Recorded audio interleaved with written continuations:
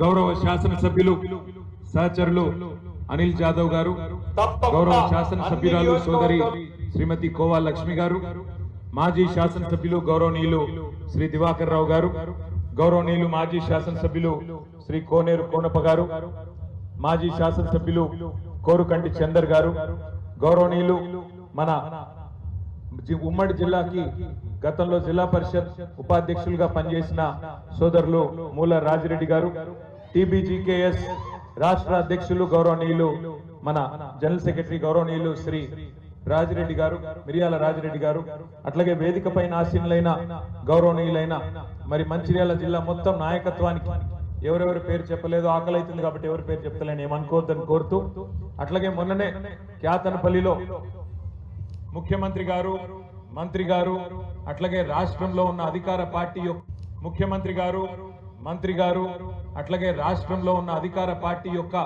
కుట్రలన్నీ ఛేదించి దాదాపుగా 51 రోజులు మరి కుటుంబాలకు దూరంగా, ప్రలోభాలకు దూరంగా, కుట్రలను ఎదుర్కొంటూ, కుతంత్రాలను ఎదుర్కొంటూ తమ్ముడు సుమన్ని రాజిరెడ్డి గారిని జైలుకు పంపిన మొక్కవోని దీక్షతో పోరాడి చివరికి ప్రజాస్వామ్యమే గెలిచే విధంగా పనిచేసిన మా క్యాతన్పల్లి సైనికులందరికీ పేరు పేరున హృదయపూర్వకంగా, అట్లాగే మా మున్సిపల్ చైర్పర్సన్ గారికి, అట్లాగే కౌన్సిలర్లకి, ఉపాధ్యక్షులకి ప్రత్యేకించి ఇక్కడ పొత్తు ధర్మాన్ని పాటించి పొత్తులో మరి మనకు ఇచ్చిన మాట ప్రకారం ఆనాడు మనతో నడిచిన Communist Party of India CPI party కౌన్సిలర్లకు, జిల్లా నాయకత్వానికి కూడా ప్రత్యేకంగా ఒకసారి గట్టిగా చప్పట్లతో వారికి అభినందనలు చెప్పాలని చెప్పి నేను కోరుతా ఉన్నాను. రాజకీయాల్లో ఎన్నో చూస్తూ ఉంటాం, కానీ ఇంత నికృష్టమైన, ఇంత నీచమైన రాజకీయాన్ని మాత్రం ఎవరు కూడా చూసి ఉండరు. 22 కౌన్సిలర్ స్థానాలు ఉన్నాయి. 22 కౌన్సిలర్ స్థానాలు ఉంటే 14 స్థానాలు మనం గెలుచుకున్నాం, అంటే అవుట్ రైట్ మెజారిటీ వచ్చింది. వచ్చిన తర్వాత చర్చనే లేదు, అక్కడేం పెద్ద చర్చించడానికి ఏం లేదు, తర్కించడానికి ఏం లేదు. చెన్నూరు మున్సిపాలిటీలో కాంగ్రెస్ కు మెజారిటీ వచ్చింది, వాళ్ళు చైర్మన్ అయినారు. క్యాతన్పల్లి మున్సిపాలిటీలో మనకు మెజారిటీ వచ్చింది, మన పార్టీకి సంబంధించిన వాళ్ళు చైర్మన్ కావాలి.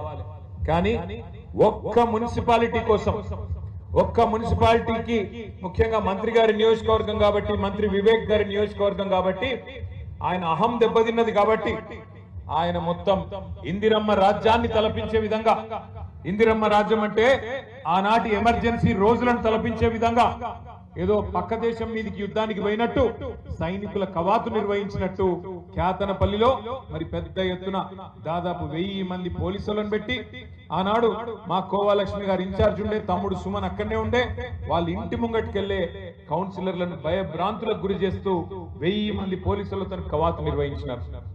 అంత మాత్రమే కాదు, లేని కేసులు బనాయించి, ఉల్టా కేసులు మన మీదే పెట్టి, దౌర్జన్యం వాళ్ళు చేసి, రాళ్లు వాళ్ళేసి మన కౌన్సిలర్లను ఎత్తుకపోయే ప్రయత్నం చేసి, మన కౌన్సిలర్లని ప్రలోభ పెట్టి, భయపెట్టి, ఇల్లు గులగొడతామని రకరకాల బెదిరింపులు చేసి, చివరికి బ్లాంక్ చెక్కులు కూడా రాసిచ్చి, ఇగో బ్లాంక్ చెక్ ఇస్తున్నాం తీసుకో అంటే, ఎవడికి కావాలి నీ బోడి పైసలు అని చెప్పి వాళ్ళ ముఖాననే పైసలు కొట్టి ఇవాళ ప్రజాస్వామ్యాన్ని గెలిపించే విధంగా వ్యవహారం చేసిన మన కౌన్సిలర్లందరికీ నేను హృదయపూర్వకంగా సల్యూట్ చేస్తా ఉన్నా. మామూలు గెలుపు కాదు ఇది. తమ్ముడు సుమన్ని పట్టుబట్టి ఇక్కడ సుమన్ ఉంటే వాళ్ళ ఆటలు సాగవని చెప్పి తీసుకుపోయి ఇక్కడ సబ్ జైల్లో పెట్టలే, మంచిర్యాల సబ్ జైల్లోనో ఆసిఫాబాద్ సబ్ జైల్లోనో పెట్టలే, తీసుకుపోయి ఆదిలాబాద్ జైల్లో పెట్టిండ్రు. ఇక ఆ జైలుకు పోయినాం మేము, అది చెప్పతరం కానీ జైలు. కనీసం ఇక ప్రత్యేకించి దోమలు కూడా ఏర్పాటు చేసిండ్రు సుమన్ కోసం. అక్కడ దోమల పెంపకం కేంద్రం పెట్టి ఆ దోమలను కూడా ఈ నున్న కాడికి పంపించి, కనీసం ఓడోమోసో విడోమోసో ఉంటది, గది ఈరా అయ్యా అంటే అది కూడా ఇయ్యలే. ఆఖరికి టేబుల్ లేదు, ఫ్యాన్ లేదు, ఘోరాతి ఘోరమైన పరిస్థితుల్లో 16 రోజుల పాటు చివరికి ఆరోగ్యం దెబ్బతిని మందులు తెప్పియమంటే మందులు కూడా తెప్పియకుండా నీచంగా, నికృష్టంగా ఒక మున్సిపాలిటీ కోసం నిజంగా సుమన్ని అడుక్కుంటే వివేక్ ఫోన్ చేసి, తమ్మి జర నా ఇజ్జత్ పోతాంది జర ఇయ్యి అంటే మావిడే వారేస్తుండే. అది పెద్ద ముచ్చట కూడా కాదు, మాకు ఎన్నో చూసినాం గెలుపులు ఓటములు. కానీ ఇట్లా నీచమైన పని చేసినందుకు మా తమ్ముడు కూడా మొండిగా, జిద్దుగా, మేము పోయిన వాళ్ళందరికీ చెప్పిండు తమ్ముడు, జైలుకు పోతే ఆదిలాబాద్ జైలుకు పోతే మా అందరికి ధైర్యం చెప్పి ఏం చెప్పిండు తెలుసా? అన్నా నన్ను ఇక్కడ 16 రోజులు కాదు 20 రోజులు కాదు నేను ఉండమంటే ఇంకో సంవత్సరం ఉంటా, కానీ మీరు మా కౌన్సిలర్లకు ధైర్యం చెప్పండి, మా నాయకులకు ధైర్యం చెప్పండి, మా కార్యకర్తలకు ధైర్యం చెప్పండి, మీరు క్యాతన్పల్లి పోతారా లేకపోతే మా క్యాంపుకు పోతారా, పోయి వాళ్ళ మనోధైర్యాన్ని నింపండి అన్న, వాళ్ళని కాపాడండి, ప్రజాస్వామ్యాన్ని కాపాడండి, ప్రజలిచ్చిన తీర్పును కాలరాచే ప్రయత్నం చేస్తున్న కాంగ్రెస్ ను ఖచ్చితంగా బుద్ధి చెప్పే విధంగా మీరు మా వాళ్ళలో ధైర్యం నింపండి అని కోరిండు తప్ప వేరేదేమి కోరలేదు. వాస్తవానికి ఈ రోజు ఈ రాష్ట్రంలో జరుగుతున్న అరాచక రాజకీయం ఒక క్యాతన్పల్లిలోనే కాదు, రాష్ట్రమంతటా ఇదే నికృష్టమైన రాజకీయం చేస్తా ఉన్నారు. ఇక్కడికి మేము ఇప్పుడు ఈ పార్టీ ఆఫీస్కి వచ్చేందుకు ఇక్కడ మూల మీద మెయిన్ రోడ్ నుంచి దిగి లోపలికి వస్తున్నాం. దివాకర్ రావు గారు చూపెట్టిండ్రు, అక్కడ కుడిదిక్కు ఒక బిల్డింగ్ కూలిపోయి ఉన్నది. ఎవలది బిల్డింగ్ అని అడిగిన నేను, ఎందుకు కూలగొట్టిండ్రు, ఎవలది ఏమైంది అన్న అంటే దివాకర్ రావు గారు చెప్తున్నారు ఇది గవర్నమెంట్ ల్యాండ్ లో ఉంది అని చెప్పి. మరి ఆయన పేరేంది, డి అన్నయ్య అనే ఒక సోదరుడు మన పార్టీకి మద్దతుదారుడుగా ఉండడని చెప్పి సింగరేణి కార్మికుడు ఆయన ఇల్లు మొత్తం 4 అంతస్తులో 3 అంతస్తులో మొత్తం కుప్పగులగొట్టి. మరి ఎందుకు గులగొట్టిండ్రు అంటే అదంతా గవర్నమెంట్ ల్యాండ్ ఉందని గులగొట్టిండ్రు అన్నారు. పక్కన ఇళ్ళన్నీ మంచి కలకల్లాడుతున్నాయి, మరి వీటి సంగతి ఏంది అన్న. అవి కూలగొడతారట, అవి మాత్రం అట్లే ఉండాలన్నట, ఇది మాత్రం కూలగొడతారట. మీరు పోయేటప్పుడు మీరు కూడా చూడండి. అంటే ఇంత నీచమైన రాజకీయం. మన కౌన్సిలర్ గారు క్యాతన్పల్లిలో భూమాగౌడ్ గారు మన క్యాంప్ లో ఉంటే, ఈ భూమాగౌడ్ సాబ్ క్యాంప్ లో ఉంటే ఆయన ఇంటి మీదకి ఇక్కడ బుల్డోజర్ పంపించి కూలగొడతామని చెప్పి వచ్చి కొలతలు తీసుడు, బెదిరించుడు, నువ్వు రాకపోతే కాంగ్రెస్ పార్టీకి మద్దతు ఇవ్వకపోతే కూలగొడతామని ఆయనను బెదిరించుడు. ఎంత నికృష్టమైన రాజకీయం అంటే, మంత్రి గారు ఉన్నారు, ఎంపీ గారు ఉన్నారు కౌన్సిల్ హాల్లో, మన మహిళా కౌన్సిలర్లతో కాంగ్రెస్ కౌన్సిలర్లు వచ్చి అసభ్యంగా ప్రవర్తిస్తే చిరునవ్వులు చిందిస్తూ కూర్చున్నాడు తప్ప మంత్రి గారు, ఎంపీ గారు కనీసం వాళ్ళని ఆపే ప్రయత్నం కూడా చేయలే.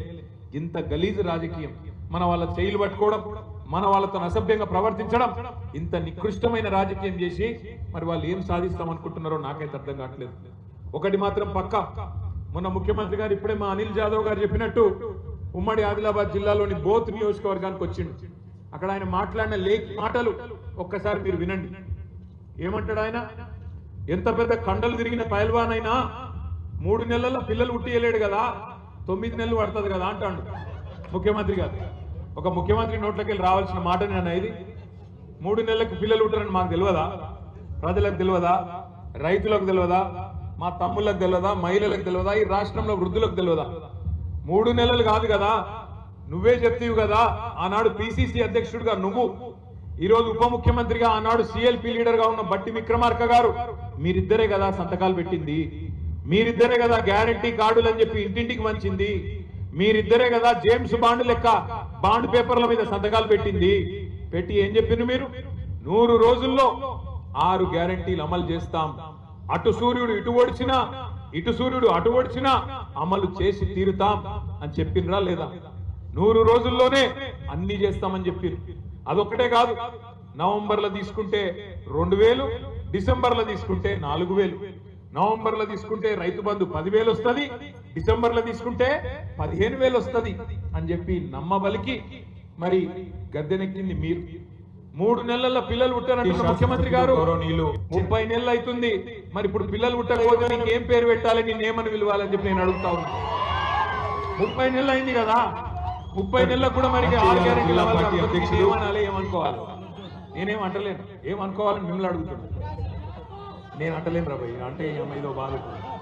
ఈ మధ్యన నేను ఆయన తిరిగితే కూడా మా సుమన్కే నచ్చలేదు. నువ్వు తిట్టకన్నా మేము తిడతాం కదా అంటూ. అంటే ఏమైందంటే ఇలా రాష్ట్రంలో ఎంత గలీజ్ రాజకీయం అయిపోయిందంటే, ముఖ్యమంత్రి లెక్క లేడు, మంత్రి లెక్క లేడు, ఎమ్మెల్యేలు లెక్క లేరు. మొత్తం ఒకటే దుకాణం తెరుచుకొని కూర్చున్నారు ఎక్కడోడు అక్కడ. ఎక్కడ దోచుకో స్కీమ్ నడుస్తాను, దాచుకో. ఇక్కడ దోచుకోవాలి, మొత్తంగా ఎక్కడ ఏది దొరికితే దాన్ని దోచుకోవాలి, తీసుకుపోయి దాచుకోవాలి. ఎంత సిగ్గుచేటంటే దోచుకోని ఉత్తగానే అంటలేను నేను. ఇక ముఖ్యమంత్రి గారి కుటుంబం, ముఖ్యమంత్రి గారి మొత్తం కుటుంబం సకుటుంబ సపరివార సమేతంగా రాష్ట్రంలో ఎక్కడికక్కడ బ్రహ్మాండమైన దోపిడీకి తెరదీసినారు. మన సింగరేణిలో ఇవాళ సింగరేణి సంస్థను నడుపుతున్నది ఏ మంత్రి గారో లేకపోతే ఇక్కడ ఉన్న అధికారులు కాదు. ఇక్కడ ముఖ్యమంత్రి గారి కుటుంబంలో ఆయన బావమరిది సృజన్ రెడ్డి కనుసన్నల్లో సింగరేణిలోని ప్రతి కాంట్రాక్టు ఇక్కడ ఆయన్నే చూస్తా ఉన్నాడు. మీకు తెలుసు సింగరేణిలో భారతదేశంలో ఎక్కడ లేని విధంగా సైట్ విజిటేషన్ సర్టిఫికెట్ అని కొత్త స్కీమ్ పెట్టింది. అంటే ఏంటంటే ఎరికేనా, సింగరేణి లెవెల్ టెండర్ వేయాలంటే సైట్ విజిట్ కు రావన్నట్టు.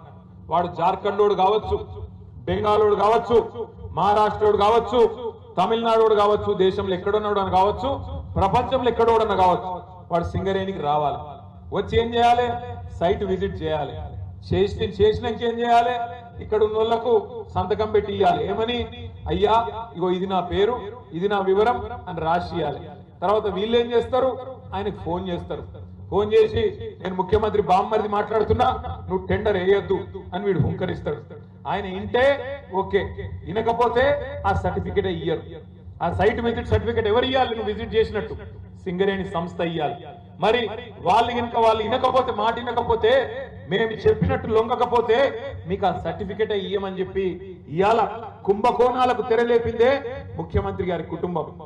సృజన్ రెడ్డి అని ముఖ్యమంత్రి గారి బావమరిది ఇవాళ మొత్తం సైట్ విజిటేషన్ సర్టిఫికెట్ అడ్డం పెట్టుకొని సింగరేణిలో వేల కోట్ల కుంభకోణానికి పాల్పడితే దాని మీద ముఖ్యమంత్రి మాట్లాడాడు, ఉప ముఖ్యమంత్రి మాట్లాడాడు, మంత్రి గారు అంతకంటే మాట్లాడరు. కానీ దేని మీద మాట్లాడుతున్నారు? ఎంత సిగ్గుచేటు.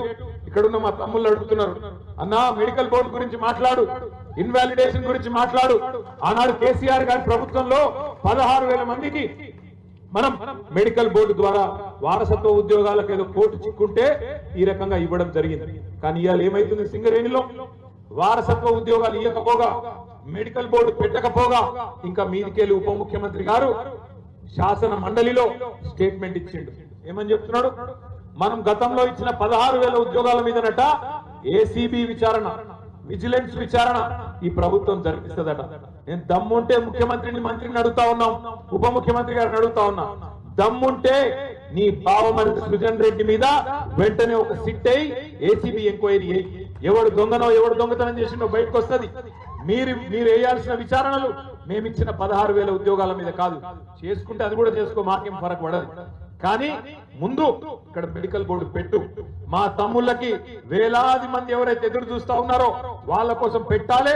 పెట్టకపోతే తప్పకుండా సింగరేణి ప్రధాన కార్యాలయాన్ని కూడా బీఆర్ఎస్ తరఫున ముట్టడిస్తామని చెప్పి కూడా వారిని హెచ్చరిస్తా ఉన్నారు. మీరందరూ కదిలి రావాలి. ఖచ్చితంగా ప్రతి బొగ్గు గనిలో కూడా మళ్ళీ అగ్గి మండిస్తాం, వదిలిపెట్టాం. ఇంకా కొంతమంది మాట్లాడుతా ఉన్నారు, సింగరేణిలో సమస్యలు ఉన్నాయి. నేను ఒక మాట అడుగుతా, ఏమనుకోవద్దు తమ్ముళ్ళు మీరు కూడా.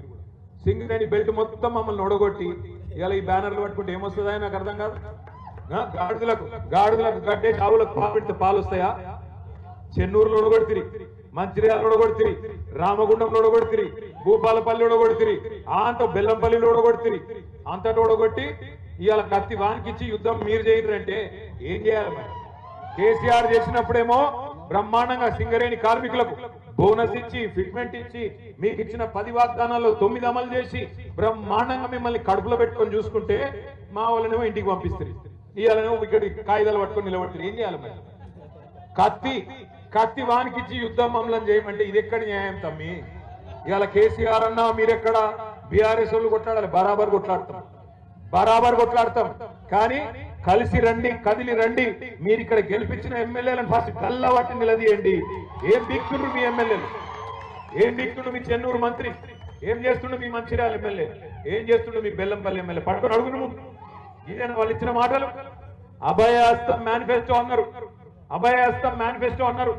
సింగరేణి గురించి తీయటపుల్లటి మాటలు చెప్పిండ్రు. ఇలా అభయహస్తం మేనిఫెస్టో భస్మాసుర హస్తం అయింది. మీ నెత్తి మీద మీరే చేయి పెట్టుకొని బూడిదయ్యే పరిస్థితి వచ్చింది.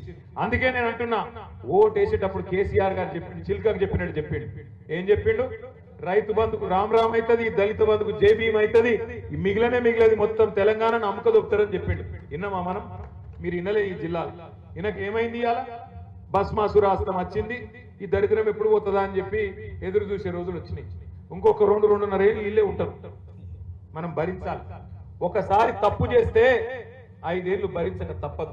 అందుకే బాయిలో పడుతున్నామా, బొందల పడుతున్నామా ఏ చూసుకోకుండా ఎలక్షన్ రాగానే ఆగమాగమురికి అడ్డమైన ఓట్లేస్తే ఇదే అవుతుంది.